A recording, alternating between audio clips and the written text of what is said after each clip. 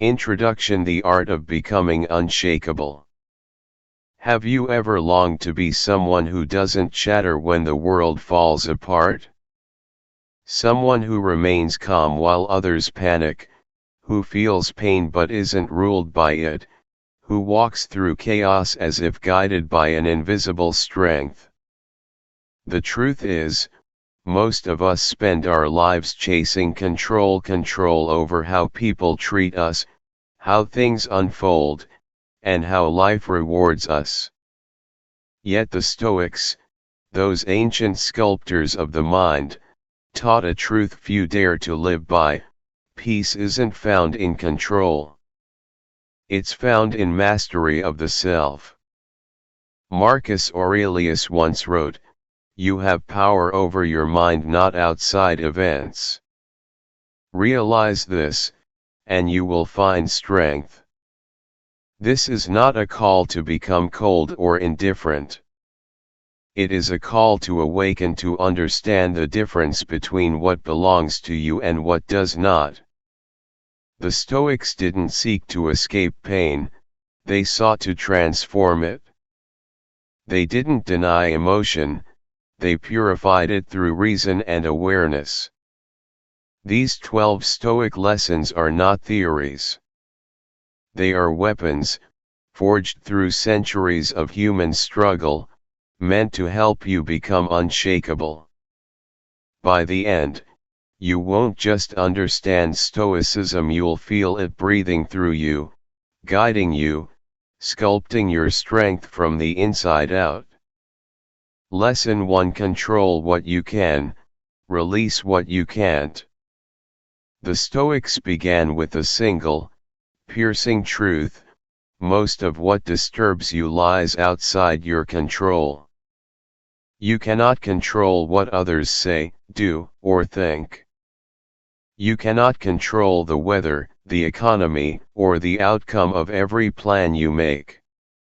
Yet you try endlessly, anxiously, desperately, and in doing so, you hand your peace over to chaos. Epictetus wrote, "Some things are up to us, and some are not." It sounds simple, almost trivial, until you realize that nearly all your suffering stems from confusing the two. When you obsess over outcomes, you abandon your inner command center. But when you focus on what is yours, your thoughts, your actions, your values, the storms outside lose their power. Imagine losing your job, being rejected, or facing betrayal.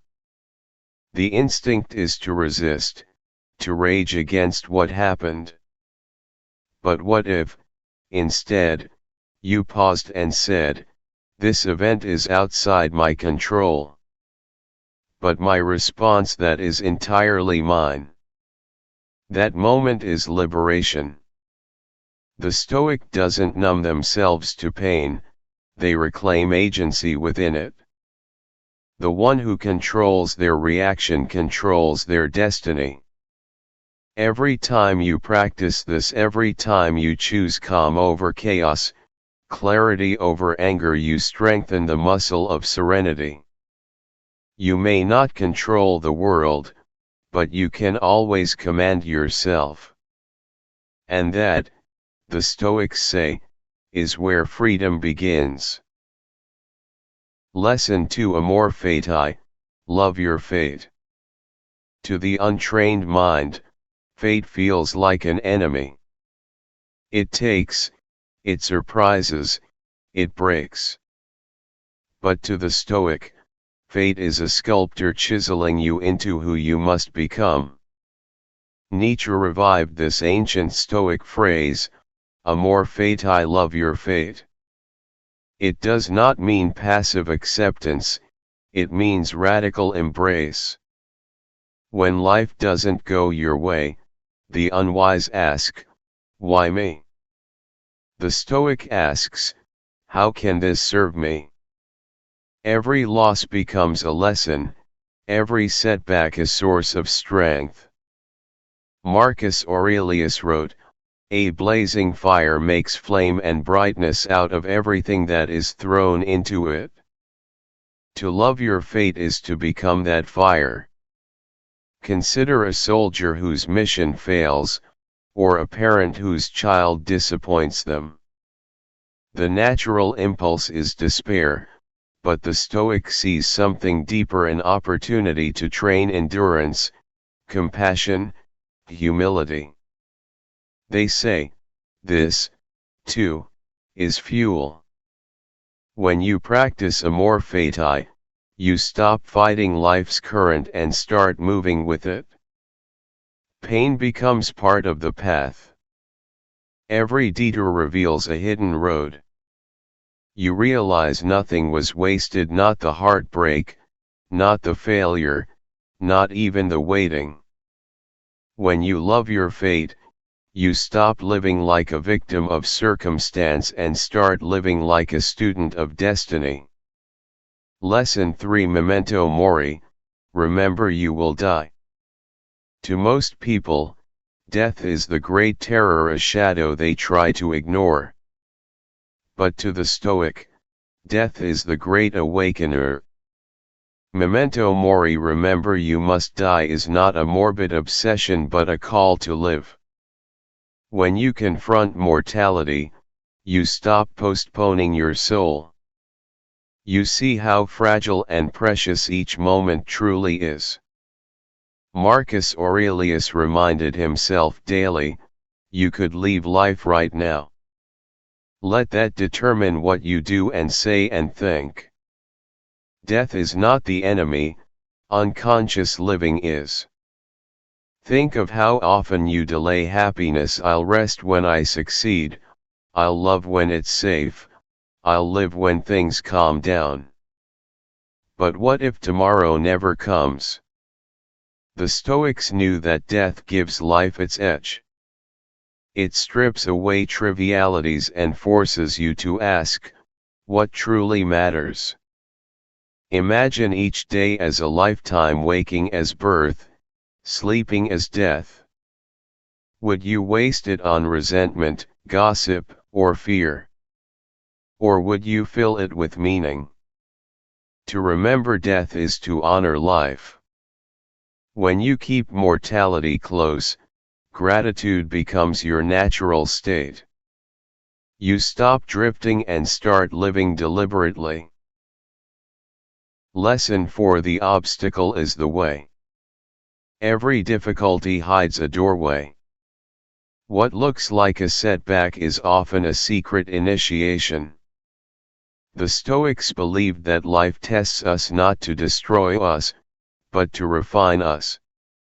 Seneca wrote, "Fire tests gold, suffering tests brave men." This is not mere poetry, it's practical alchemy. Each obstacle presents you with a choice: resist it and remain bitter, or use it and become better. When you see life through this lens, even pain becomes productive. You stop asking, "Why is this happening to me?" and begin asking, "What is this teaching me?" Consider Thomas Edison, who after countless failed experiments, said, "I have not failed. I've just found 10,000 ways that won't work." That is Stoicism in motion, converting failure into wisdom. Your obstacles are not roadblocks, they are raw materials. The Stoic transforms every wound into wisdom, every trial into strength. You can't always choose your challenges, but you can always choose your response. The obstacle isn't a detour from the path, it is the path. Lesson 5: Discipline over emotion. Every man and woman faces a silent war within, the conflict between what they feel and what they know they must do. The Stoics understood that emotion itself is not the enemy, the lack of discipline in the face of emotion is. Epictetus said, "No man is free who is not master of himself." We live in an age where feelings rule.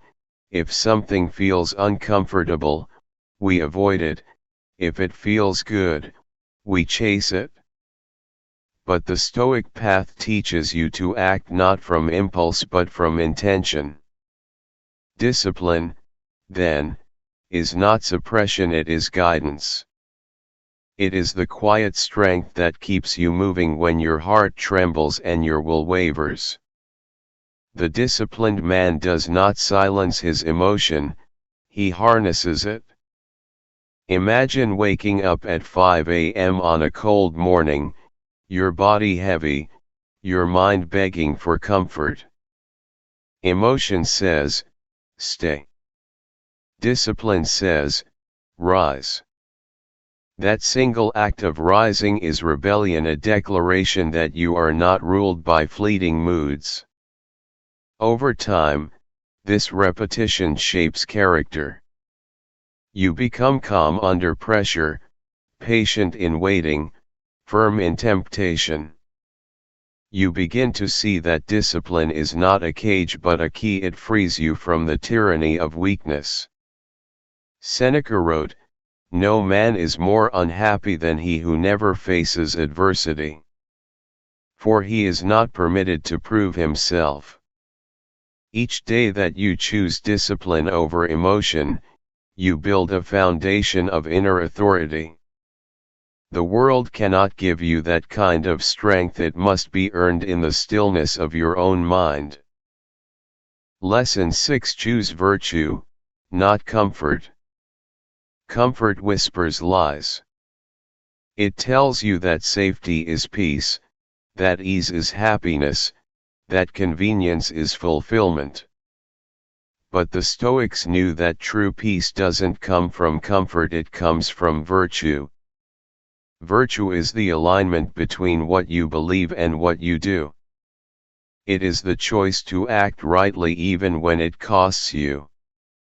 Marcus Aurelius lived in the constant storm of politics and war, yet he wrote, "If it is not right, do not do it. If it is not true, do not say it." His power came not from his throne, but from his integrity. Comfort weakens you quietly, virtue fortifies you silently. Consider how easily we trade integrity for approval, saying what pleases others instead of what we know is right, choosing pleasure instead of purpose. But comfort never satisfies for long. It numbs. Virtue, on the other hand, gives life depth.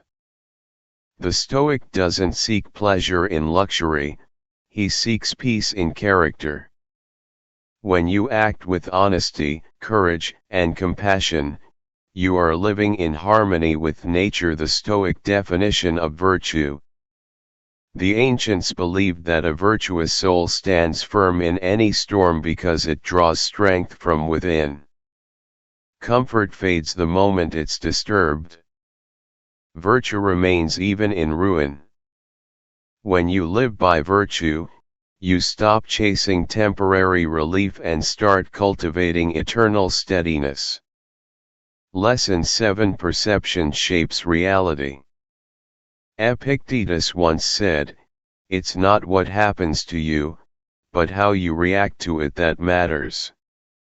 The Stoics understood a profound truth: your suffering often doesn't come from the event itself, but from the story you tell yourself about it. You interpret, exaggerate, dramatize, and in doing so, you make the burden heavier than it is. Perception is the lens through which you experience the world. And the quality of your life depends entirely on the quality of that lens. You can't always choose your circumstances, but you can choose the meaning you attach to them. Take two people facing the same hardship, one collapses in despair, the other finds resolve. The difference is not luck, it's perception. The Stoic learns to pause before reacting, to ask, is this truly bad, or is it simply uncomfortable? By reframing, you reclaim power. You begin to see challenges as training grounds, not punishments. Marcus Aurelius wrote, "The happiness of your life depends upon the quality of your thoughts." This is not mere optimism, it is mastery of perspective. You do not lie to yourself, you lead yourself. You become the interpreter of events, not their victim. And when you control the lens, the world loses its power to distort your peace. Lesson 8: Practice voluntary discomfort. Luxury weakens the spirit. Ease dulls the edge. The Stoics practiced discomfort not because they were masochists, but because they understood that without resistance, strength decays. Seneca would occasionally sleep on the floor, eat plain food, and wear simple clothes, asking himself, "Is this what I feared?" It was his way of reminding the soul, comfort is temporary, but character is eternal. When you choose discomfort voluntarily, you become immune to the fear of it. You no longer panic when life becomes hard because you've already trained in the art of hardship. Think of the athlete who trains in the rain, the monk who meditates in silence, the entrepreneur who fails and rebuilds again. They all share one thing: they have befriended discomfort. And because of that, they move through life with calm resilience. Voluntary discomfort doesn't mean misery, it means mastery. It's the cold shower that sharpens your mind, the honest conversation you'd rather avoid, the moment you face rejection and still move forward. The Stoic knows that a life built on comfort collapses at the first tremor. But a life trained in adversity stands unshaken. By choosing discomfort today, you prepare yourself to meet tomorrow with grace. Lesson 9: Be indifferent to praise and blame. The crowd is fickle. One day it loves you, the next it tears you down. The Stoics understood that if your peace depends on others' opinions, you will never be free. Epictetus said, "If you wish to improve, be content to be thought foolish and stupid." Praise and blame are both traps: one feeds your ego, the other wounds it. But both bind you to the judgment of others. To live by Stoic principles is to anchor yourself in self-respect, not reputation. What others say of you is a reflection of them, not of you. Consider how exhausting it is to chase approval, how it shapes your speech, your clothes, your choices. The Stoic rejects this slavery. They act according to principle, not applause. Seneca wrote, "I judge you unfortunate because you have never lived through misfortune. You have passed through life without an opponent. No one can ever know what you are capable of." Criticism tests you, it reveals where you still depend on validation. When you can walk through both insult and praise with the same steady heart, you've discovered true freedom. You are no longer a leaf tossed by the winds of opinion, but a rooted tree, standing firm in your own soil. Lesson 10: Live in accord with nature.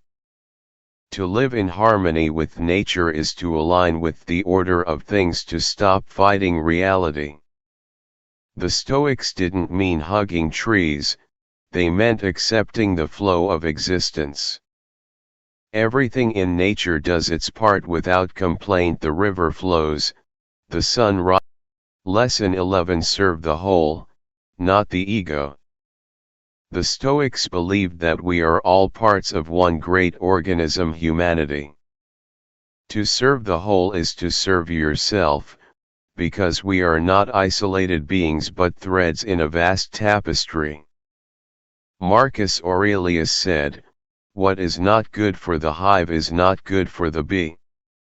When you live only for your ego, your status, your pleasure, your gain, you shrink your soul.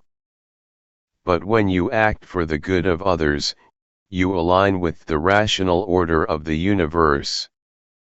Service expands your perspective, it purifies ambition. Think of the moments you've helped without reward, the quiet joy that follows, the peace that lingers. That is harmony with nature. The Stoic does not serve for recognition, they serve because it is right. In doing so, they transcend self-centered living. They understand that the more they give, the less life can take from them. Ego clings, wisdom contributes. When you replace me with we, you unlock a power that can weather any storm. The Stoic heart knows that greatness is not in domination, but in contribution. Lesson 12: The freedom of acceptance. In the end, all Stoic wisdom converges into one truth: freedom is acceptance. Acceptance does not mean resignation, it means clarity. It is the courage to see life as it is, not as you wish it to be. When you stop demanding that life fit your expectations, you begin to flow with its reality.